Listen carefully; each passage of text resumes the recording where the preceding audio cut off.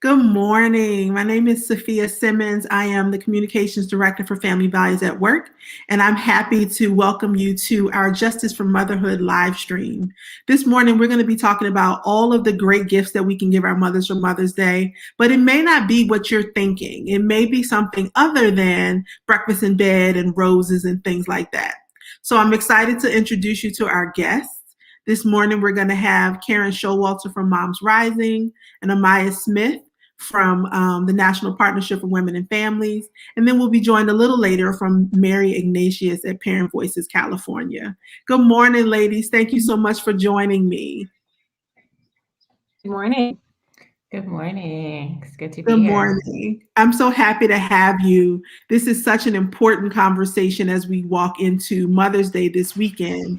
And so I want to start by asking each of you to introduce yourself a little bit and share a little bit about how your work supports mamas.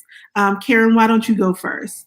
Sure. Good morning and happy early Mother's Day. Thank you so much for inviting us to this exciting conversation and very timely one. My name is Karen. I'm a senior director with Moms Rising and Mamás con Poder, and I lead our Pennsylvania work, where we have tens of thousands of parents and caregivers speaking out about issues affecting working people and families. And that's what we do at Moms Rising. We were founded by parents to lift up issues affecting working parents and families, to help parents find and mobilize their power to speak out about things they think should happen in their communities, all the way up to the national level. And that's what I'm really honored to do on a daily basis in my job is connect with parents who are fired up and ready to go. Awesome. And Amaya, tell us a little bit about yourself.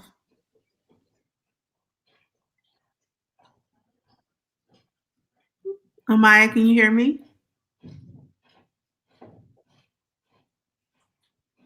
Okay, we're having a little bit of a technical difficulty. Let's see if Amaya can hear us. Not yet. Okay. Well, Amaya works for the National Partnership for Women and Families, and their work really centers on the lived experiences of women and families and how to improve that. Amaya, can you hear us? Now I can hear you. I was getting a little buffering there. Tell us a little bit about yourself. So thank you for having me again. My name is Amaya Smith. I'm the Vice President for Marketing and Communications at the National Partnership for Women and Families. And we are an organization that's actually celebrating our 50th year as an organization advocacy nonprofit group.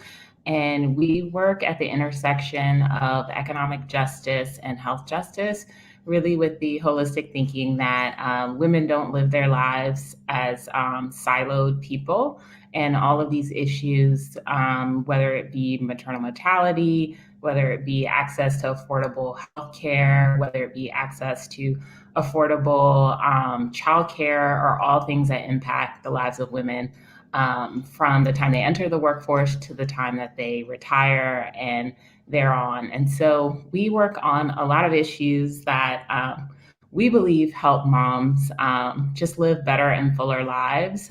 Specifically, policy and legislation is the intersection of where we work, and really thinking about policies like the Pregnant Workers Fairness Act and how we support mothers who are working while pregnant. Funnily enough, in this country, we don't provide enough support for moms on the job with simple things like having a rest break or being able to take a water break or have a stool or accommodations like that if you happen to be a frontline worker who's working a cash register at a grocery store. We also focus a lot on maternal mortality and the disparities amongst women of color, around being more likely to die during childbirth, which is a huge issue in the US, and a very troubling issue in a country where we have so much wealth, but giving birth is still very dangerous. So that's a little bit about some of the work that I do around moms. And I feel like that's a great intersection to one of the first things I want to talk about is some of the greatest challenges that moms are facing. Can you share a little bit more about some of those challenges? You know, here at Family Values at Work, we are working towards the establishment of a national permanent inclusive paid leave program for all families. And Amaya, as you were saying, the United States does not do enough to support moms. It does not do enough to support families, and it doesn't do enough to support children either. And one of the ways that we believe that we can do more to support, especially working moms, is to have a paid leave program that's accessible to all workers. But let's talk about some of the other challenges that working moms, that all moms, working or otherwise, face in this country. Karen, what do you think? Thank you for that introduction, Amaya. We're so thankful for your work and the work of the National Partnership and Family Values at Work. And it's always uplifting for me to be alongside others, kind of in the trenches, so to speak, on the ground, you know, doing this important work that we're all part of. So let's see, the issues facing moms. I was thinking about this earlier, and you know, absolutely COVID, right? Right now, parents are really feeling acute pressures and challenges because of COVID. But we have to look way upstream, right? As I think Amaya has already suggested, a lot of the challenges we're facing are so deeply embedded and so systemic that COVID's just cracked them open for us. And this is a moment we never would have wished upon ourselves, but it does give us a moment to shine a new light on the fact that our system does not work for working people and families, right? So challenges facing parents, I want to pause and shout out everybody who's simultaneously done something like helped with homework while on a Zoom call, or hunted for vaccines for elderly parents, cared for sick family members, because we know women are the majority of caregivers pre-COVID, during COVID, and you know, that's how things are set up to work in this country, and that's often unpaid work when you're caring for people in your home. And especially anybody who's taken time to care for themselves. That's a big part of what we talk about in a comprehensive paid leave program. Is self-care is really important too. We are all people who will also get sick or have life challenges and need that space. So I guess, Safiya, to answer your question, I'll begin by saying there's a strong COVID bucket, and there's a strong set of opportunities we have to finally move some policies that support working women and families. But there's, these are issues that have been around for a really long time. And alongside both of your organizations and many more, Moms Rising has been really pushing for the understanding of the impact on women, for proposals that do a good job addressing those impacts, and to actually see them move through Congress and get implemented and do the good work that we need them to do. So to more specifically answer your question, and I'll be quicker, is, during COVID, we know that women have borne the brunt of the crisis and the pandemic. Millions of women have been forced to leave the workforce. And with all of the issues we talk about, it's really important to remember that women of color are disproportionately impacted by this moment and by the challenges we're looking at. Right. So the White House has noted that over 2 million women have been forced out of the workforce. And this January alone, we know that almost 1.5 million fewer mothers of school-aged kids are working for pay than had been the January prior. Of those who've lost their jobs, again, a majority are Black and Latina women. So really important to remember and center that and think about why that's happening now, why they're in jobs that maybe are less stable, lower paid, and so on. So I'll stop there. There's a lot more. I know we'll get more into the issues about paid leave and other important topics, but I think that's a bit of why we see this moment is such an urgent moment to take action and has been so painful for moms. Thank you for that, Karen. Amaya, what about you?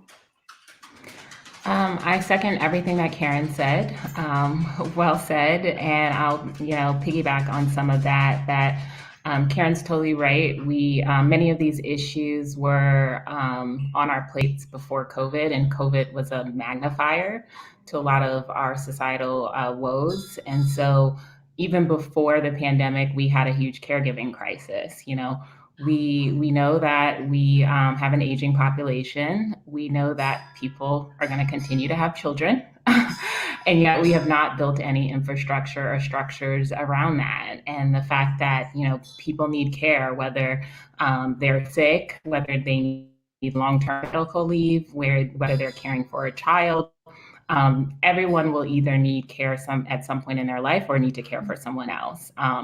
And this is a huge thing that we've ignored, right? And caregiving is the thing that allows all of us to be able to go to work every day, right? So it is kind of the undergirding of our economic system. But it's been traditionally considered work that's not valuable because we know many women do it every day. This is the unpaid caregiving and unpaid labor that women and moms do all the time. It's traditionally done by women of color. It's traditionally done by low-income women and immigrant women. And so due to historic and systemic racism, we've really undervalued these jobs in our economy and ignored their necessity. And so all of that came crashing down on our heads during the crisis. And, moms were piecing it together before anyway, right? They had their, secret ways that they were either, passing off a kid to a neighbor or doing a nanny share, or, some folks had older kids watching kids who had to actually physically go into a job. And all that kind of came crashing down. And so I think we are seeing the impact and effect of that. And I think one of the good things to come out of this crisis, because there have been some good things in the midst of a very horrible global event, is the recognition that caregiving is an infrastructure and it's as valuable to us as roads and bridges and other what we call hard infrastructure that we really think about when we think about rebuilding our economy. And so I think there's a huge opportunity there, but I think moms and caregivers need it now, right? They need it ASAP. Right. We're all on the Zoom calls. This is the one time where we can all collectively see our struggles and our pains together. Yep. It is more visible than it has been at any other time. And so I'm encouraged that we will get some relief for moms and caregivers soon, but it is an immediate crisis.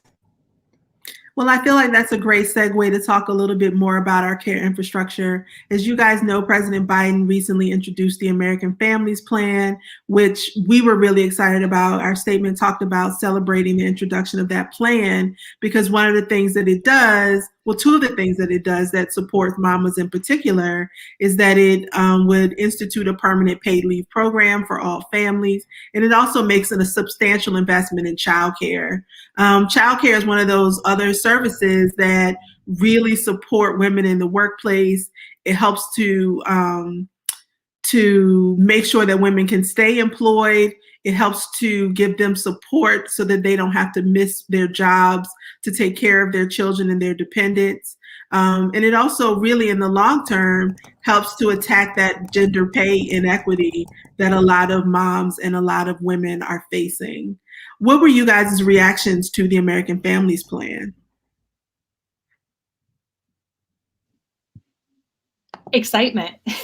Yeah. I'll jump in. I mean, it's, as you both have said, this isn't a moment we would have wished upon ourselves, but there's some opportunities that come out of it. And I think for many of us working in this space, seeing these issues front and center in what our leaders believe are the packages and the solutions to helping families weather this crisis is really notable. And that happened because of all of the work that both of you and many, many others have been doing over decades to make these issues front and center, right? Because they're not specific to COVID.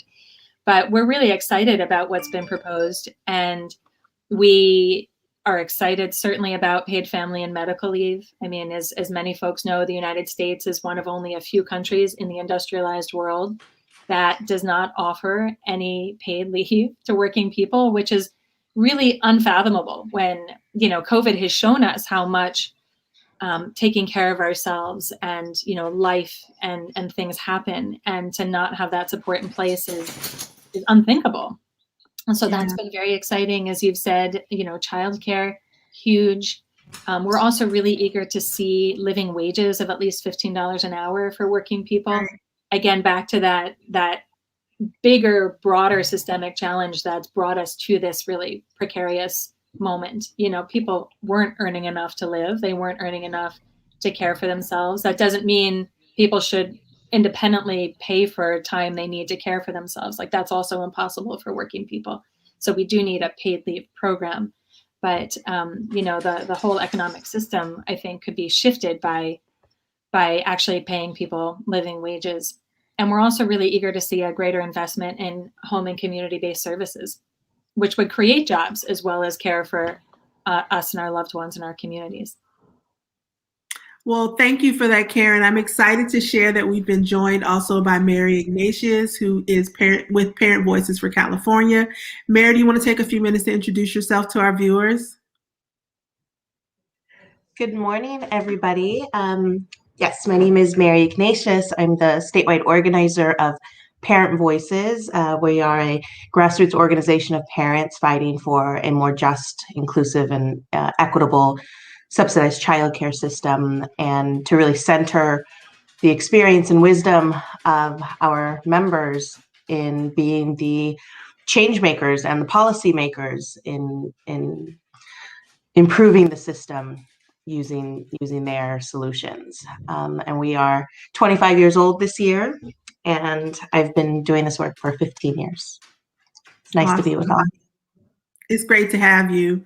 One of the things that we're discussing right now is the American Families Plan that President Biden introduced, which really, if passed, would implement a number of family-friendly policies to support mamas, both working and those who are working in the home. Mary, what was you all's reaction to the introduction of that proposal? Woof. I mean, I feel like this is what we've been working towards for 25 years. And, and we stand on the shoulders of a lot of people who've been working at this for even longer than that. So this was, I don't know, just something really special to think about all the trips to DC and all the conversations with members of Congress and all our trips to Sacramento and the media and our campaigns. And just, it just felt like, and after the year that we've had, it just felt so incredible to celebrate and to feel like you're finally heard. And our members are predominantly single mothers, Black, Latina, immigrant, BIPOC, working multiple part-time jobs, going to school at the same time. These are the mothers who have the greatest, largest barriers and obstacles to accessing these programs, both paid family leave and childcare. And so, we were together kind of watching, actually we were organizing an event together. We couldn't even watch the Biden event, but it was happening at the same time.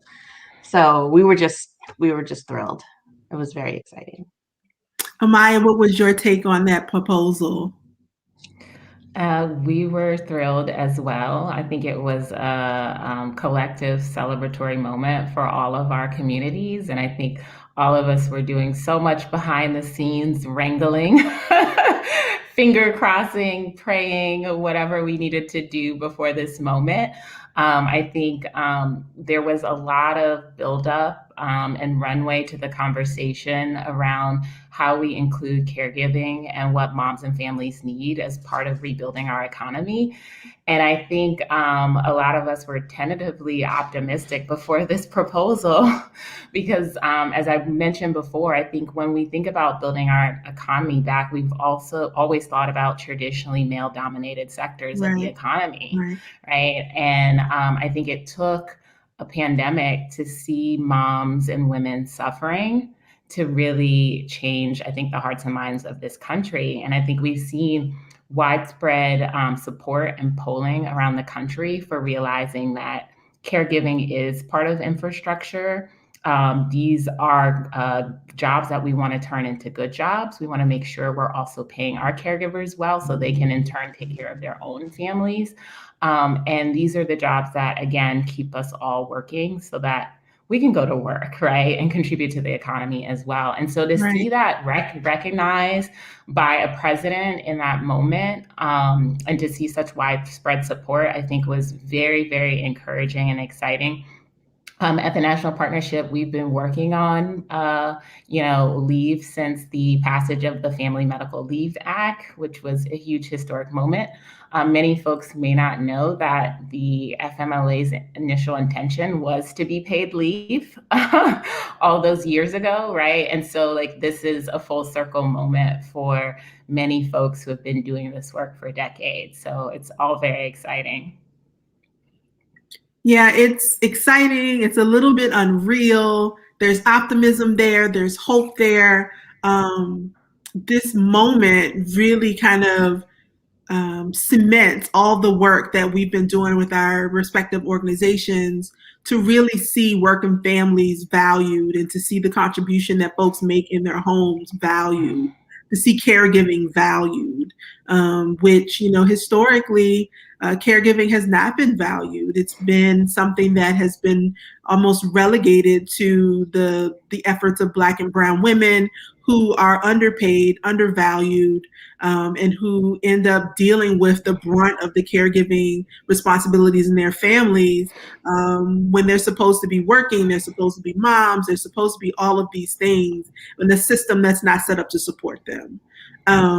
Having said that, though, in a perfect world, every mom would wake up surrounded by love and in a nation that values them and their contribution. So I have to ask, in lieu of a perfect world, what are some of the gifts for mamas during this difficult time that people should be thinking about for Mother's Day? Is it still breakfast in bed or is it new policy?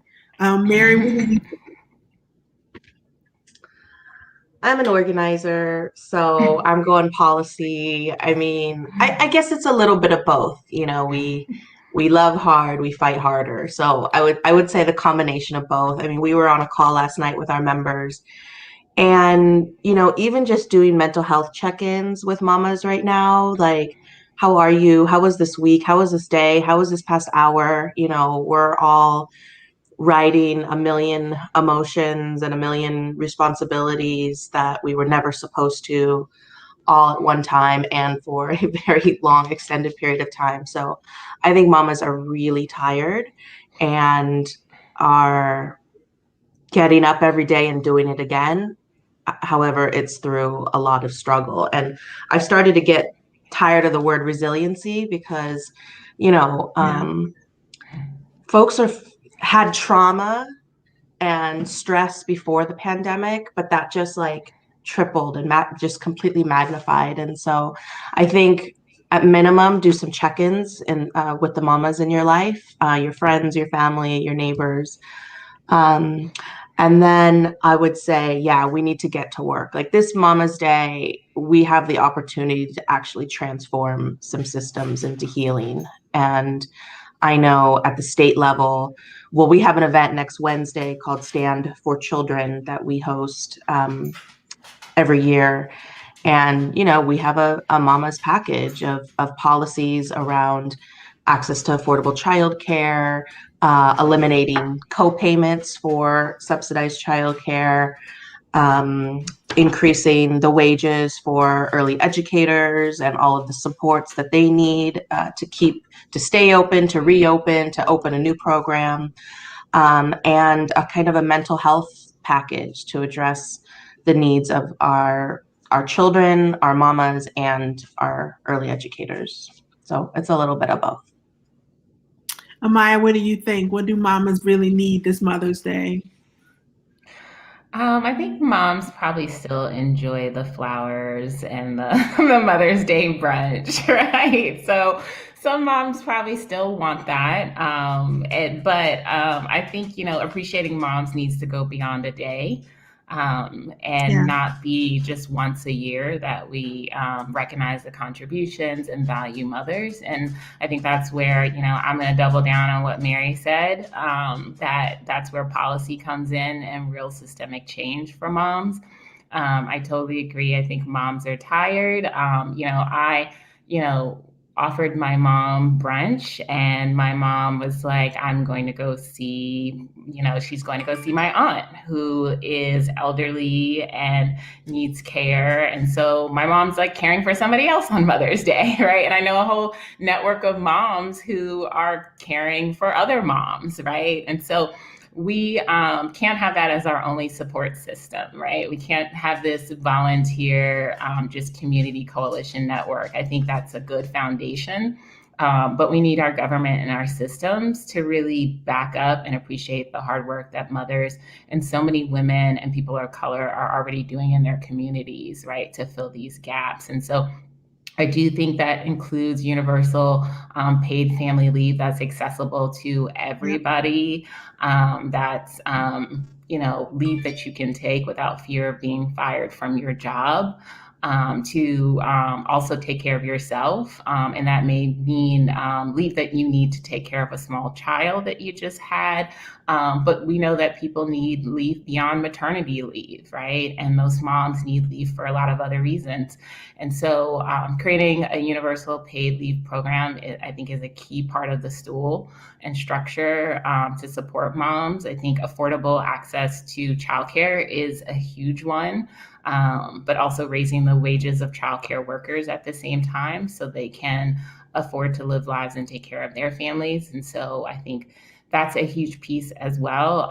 And then long-term care, I think, is a third piece of, if it was a stool, that's like your three-legged infrastructure piece, because we know that a lot of folks are the sandwich generation, which is both taking care of kids as well as older parents, is struggling, right? And so I think, in addition to an edible arrangement, like moms would love to have those three things on Mother's Day that last them beyond this holiday, but really impact their lives today and going forward in the future. Yeah, I love a good edible arrangement. Me too. It would also be great. It would also be great to know that mama's beyond, the reality is that a mom shouldn't have to win like the boss lottery or the work lottery to have access to paid leave. And so in addition to that edible arrangement or something in a little blue box, hint, hint, it'd be great to have some policies out there that support moms. Karen, what do you think? Yeah, I'll back up what Mary and Amaya have said. And I've actually never had an edible arrangement, so maybe I don't know what I'm missing with that. But all of the above, right? Certainly the policy change, and they've already said it so well, as a lot of the issues we care about. So I'll add a couple of additional things in the mix. One thing is to continue to center the experiences of moms and moms of color in this work. And as any of us are getting people to speak out to legislators or fight for the policies we believe in, the experts are already among us. They're the people living these issues, and to find the ways to make sure that they're leading the work, their voices are centered in the work, their experiences are centered. We say that a lot to our moms at Moms Rising. We don't need to coach you on how to tell a story. You're the expert of your story, and that is the story that legislators need to hear.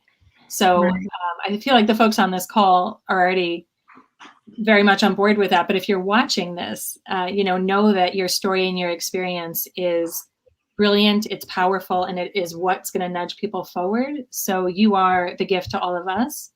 And then another way that I'll spin it is that, investing in moms is not just investing in moms. It's investing in our families, our economy, our communities. We know that some of the measures we've already mentioned, paid leave, investing in childcare, will generate millions of jobs and hundreds of billions of dollars in economic activity. This isn't really the equivalent of giving mom flowers. Like, let's give her paid leave now. When you give somebody paid leave, it has this reverberating impact on all of us. We know that paid leave helps people recover more quickly when they're in the hospital. It helps people stay in their jobs and be more productive workers. It helps small business owners compete. And we know in states like California, business owners like paid leave. Like, it has not had a negative impact on their workplaces or their ability to keep doing business. So I think we're talking about investing in moms because it's the moment to do it, and it's important always. But we're ultimately talking about building an economy that supports all working people and helps all of us succeed. So if you're somebody who's thinking that businesses are the ways we're going to drive forward, let's help businesses by making sure people can be good employees and take the time they need to care for themselves and know they can go to work and have childcare at home. You are helping a business when you're helping a mom with something like paid leave or early learning.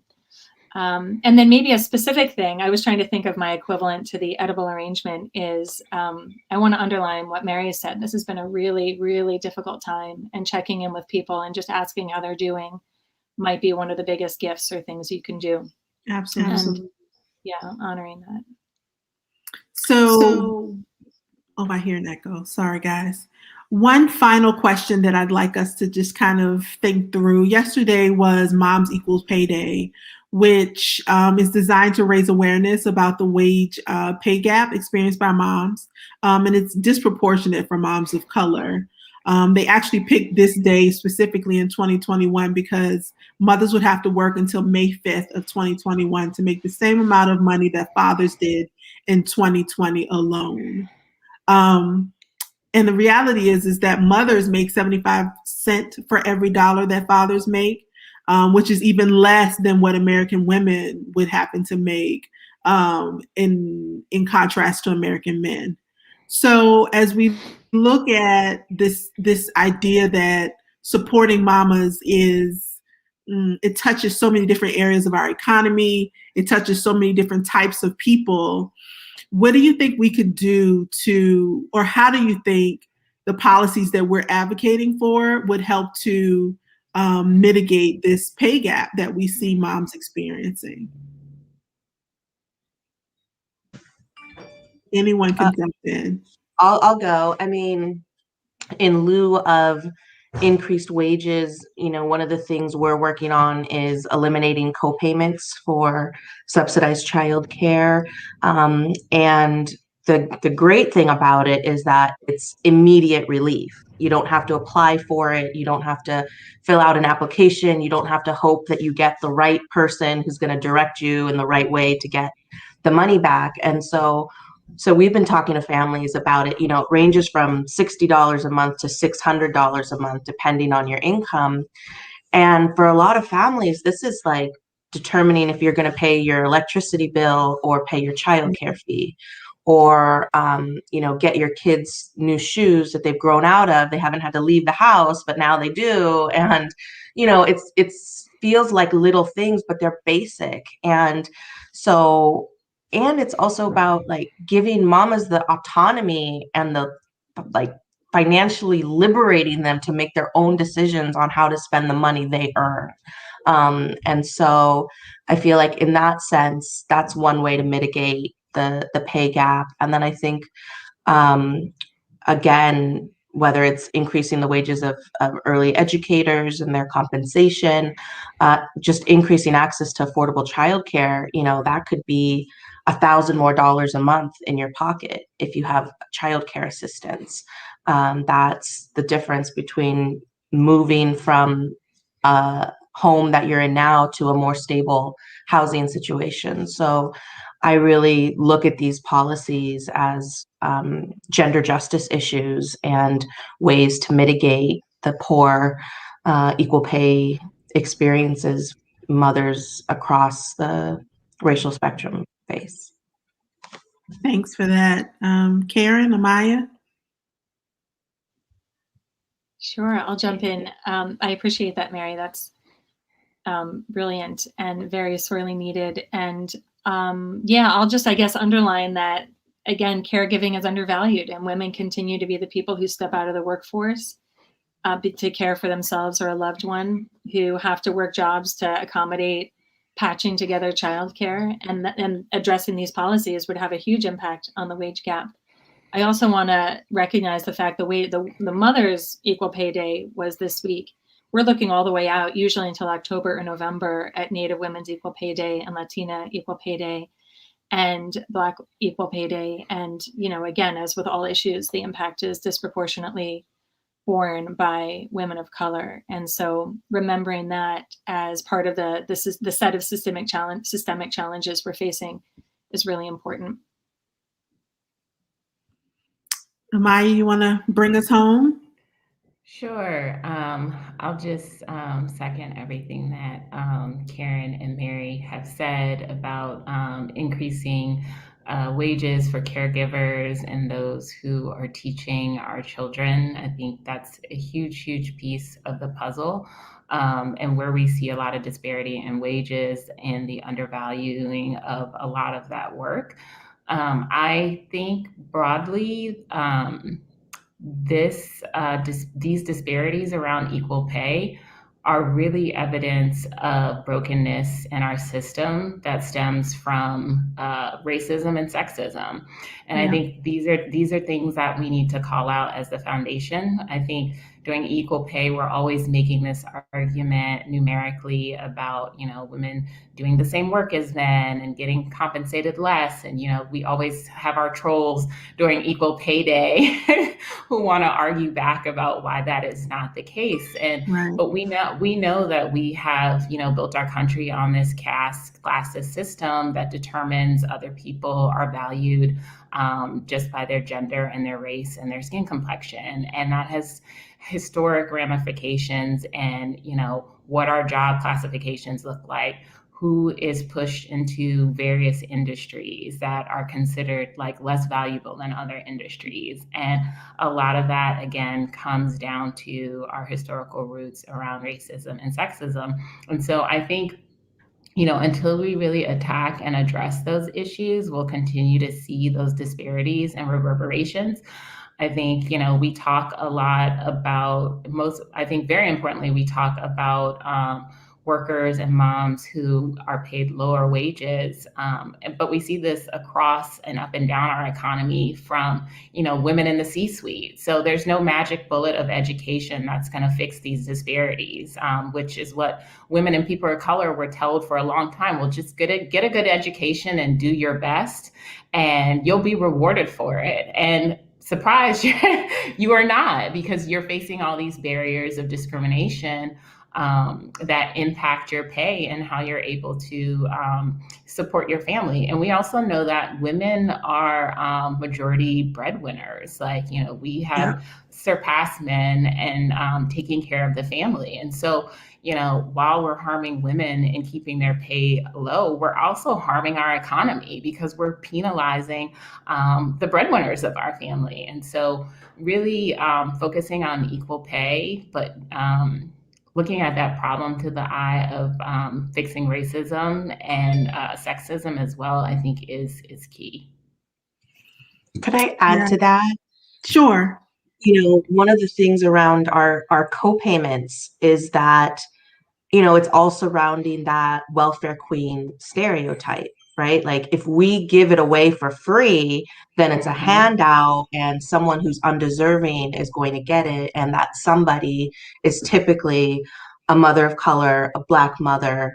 And it's those racist roots and sexist and classist roots that we are just wholly committed to dismantling all the policies up and down our childcare, TANF, all social service systems that use that myth and that lie to deny women the services that they need. Can you brush your teeth in the other room? And just really quickly, two other policies I wanted to mention was that one of the other things we're working on is increasing the wage replacement for utilizing paid family leave. California may have been the first to pass paid family leave in the country, but then all these other states swooped in and got really much stronger policies than us. And so we are getting to increase the wage replacement to 90% of a family's income, which essentially leads to nearly 100%. And for our members, that's something that they've been calling on for many years, because it's almost like even the idea of having the right to bond with your baby is a cultural difference. Like we have to get through, because a lot of our members said, I was pregnant, I wanted to give birth on Friday so I could be in class on Monday to take that final. Or, just the idea that they didn't even think they had the right to even stay home and bond and just focus on being a mother to their brand new baby.